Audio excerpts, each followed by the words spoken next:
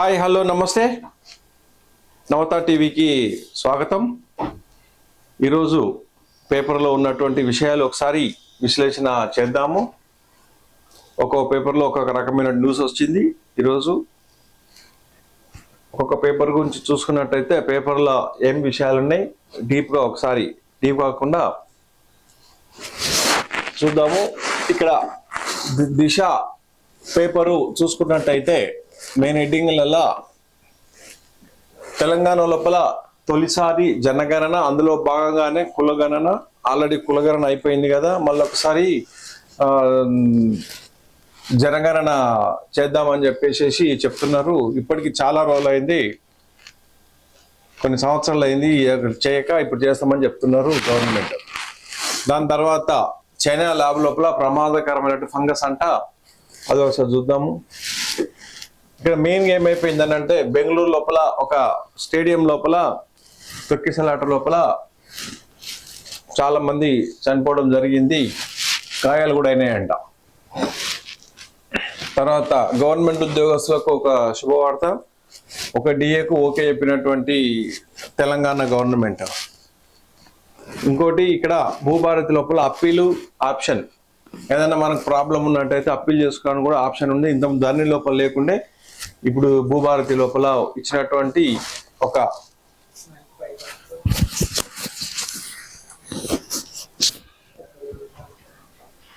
ఇందిరమ్మ ఇళ్ల నిబంధనలు మార్చండి, పోలీసులకు ఆరోగ్య భద్రతకు నిధుల కొరత ఏర్పడ్డదంట. కవిత మేఘా కృష్ణారెడ్డిని ఎందుకు విచారించరు అని చెప్పేసి కవిత ధర్నా చేస్తుంది. ఓకే, దాని తర్వాత ఇక్కడ ఎర్రగడ్డ లోపల మొన్న జరిగినటువంటి ఫుడ్ పాయిజన్ లోపల చాలా మందికి అస్వస్థత జరిగింది, ఒకరు చనిపోవడం కూడా జరిగింది. దానిపైన దర్యాప్తు చేస్తున్నారు. తెలంగాణ క్యాబినెట్ భేటీ ఈరోజు సాయంత్రం 5 గంటలకు అట్లా ఉంటుంది. తర్వాత దాంట్లో కీలకమైన నిర్ణయాలు తీసుకుంటారంట. మంత్రివర్గ విస్తరణ కూడా ఉంటుందని చెప్పి అంటున్నారు. చూడాలి. ఉద్యోగుల సమస్య పరిష్కారం మా బాధ్యత అని చెప్తున్నారు. ఇక్కడ ప్రజలతోటి కనెక్ట్ కావాలని చెప్పి చెప్తున్నారు. రేషన్తో పరిశాన్. ఇప్పుడు ఇప్పుడాగా అనుకున్నాం కదా, విజయోత్సవ ర్యాలీ లోపల విషాదం. న్యాయ వ్యవస్థ లోపల అవినీతి దురదృష్టకరం. ఇది సుప్రీంకోర్టుకు సంబంధించిన విషయం. ఎట్టికేలకు ఇలా జనగణనకు ముహూర్తం ఫిక్స్ అయిందండి. అది ఎప్పుడు అనేది చెప్తున్నారు.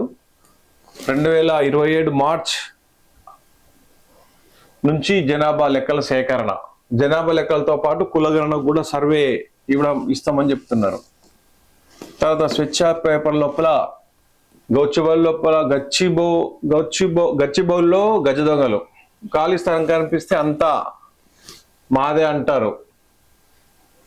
లూబింగ్ లో దోచుకెళ్తున్న కార్పొరేట్ సంస్థలు, మైలేజ్ కోసం కాషాయం ప్లాన్. ఎర్రగడ్డ పై ప్రభుత్వం సీరియస్, మాకొద్దు ఫ్యాక్టరీ అని చెప్పేసి ఇక్కడ జనాలు తిరగబడుతున్నారు. ఇది ఇథనాల్ ఫ్యాక్టరీ గురించి. ఆంధ్రప్రభ తీసుకున్నట్టయితే కులాల వారీగా జనగణన ముహూర్తం ఖరారైందని చెప్పి పేపర్లో వచ్చింది. తొక్కిసలాట 11 మంది మృతి అంట. ఇంకోటి చూడండి, సమరానికి స్థానిక అంటే పంచాయతీ ఎలక్షన్స్, మున్సిపల్ ఎలక్షన్లకు సై అని సమరం స్టార్ట్ అయిందని చెప్తున్నారు. ఇక్కడ అంగన్వాడీలు ఉన్నటువంటి లేడీస్కు ఎగ్ బిర్యానీ పెడతారట, సీతక్క చెప్తుంది. చూడండి, ఇథనాల్ మంటలు, ఇథనాల్ పరిశ్రమ మాకొద్దని పెద్ద ధన్వాడ లోపల రైతులు చాలా ఆందోళనకరం చేస్తున్నారు. ఇక్కడ 9 పాక్ యుద్ధ విమానాలు నేలమట్టమైనాయంట. ఇక్కడ చూడండి, సైన్యాన్ని కించపరుస్తారా అని చెప్పేసి వాళ్ళు మాట్లాడుతున్న మాటలు. మన రైల్వే అద్భుతం, రాహుల్ గాంధీ మీద వస్తున్నటువంటి ఇదన్నమాట. తర్వాత ఆంధ్రప్రభ తీసుకున్నట్టయితే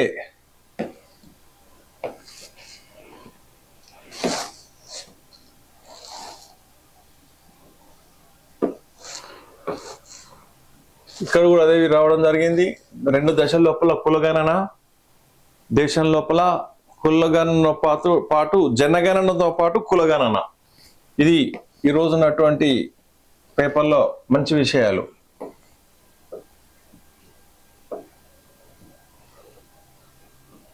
మేఘా కృష్ణారెడ్డికి నోటీస్ ఎందుకు ఇవ్వలే? ఆంధ్రజ్యోతిలో చూసుకున్నట్టయితే ఇక్కడ అదే ఇచ్చారు. విజయోత్సవ సభల లోపల ఘోర ప్రమాదం అంట.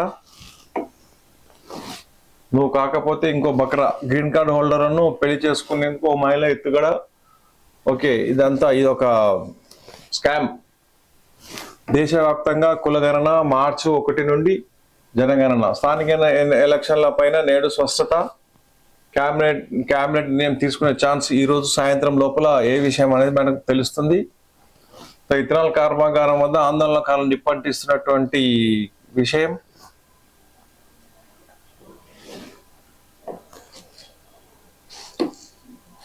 దురుద్దేశంతోనే కేసీఆర్ కు నోటీసులు, కవిత ఫైర్. ఈనాడు తీసుకున్నట్టయితే ఇక్కడ కూడా క్రికెట్ విజయోత్సవ సభలపై పెను విషాదం. 11 మంది దుర్మరణం అని చెప్తున్నారు. ఇక్కడ హుందాయి పరిశ్రమ భారీ పెట్టుబడులతోటి 675 ఎకరాల లోపల 8,528 కోట్ల రూపాయల ప్రాజెక్ట్ అంట మన దగ్గర. దక్షిణ కొరియాకు సంబంధించినటువంటి దిగ్గజ కంపెనీ మన తెలంగాణ లోపల పెడుతున్నటువంటి ఇవి. తర్వాత వాట్సాప్ యూనివర్సిటీ తీసుకున్నట్టయితే ఎక్కడ కూడా కొంచెం చూద్దాము. దీంట్లో కూడా కొన్ని విషయాలు ఏవైతున్నాయో అది కూడా ఒకసారి చెక్ చేద్దాం.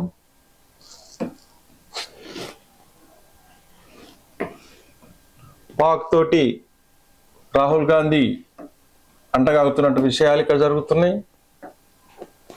మనము మన గోమాతను పూజిస్తాం కదా, పాలు ఇవ్వకపోతే మన కషాయం అమ్ముకుంటాము. కానీ ఇక్కడ ఒక కుటుంబము తన ఇంట్లో ఆవు చనిపోతే దానికి అంత్యక్రియలు చేయడం కూడా జరిగింది. అది ఏందనేది చూద్దాం. ఇది ఈ విధంగా ఉన్నటువంటి విషయాలు చూద్దాం.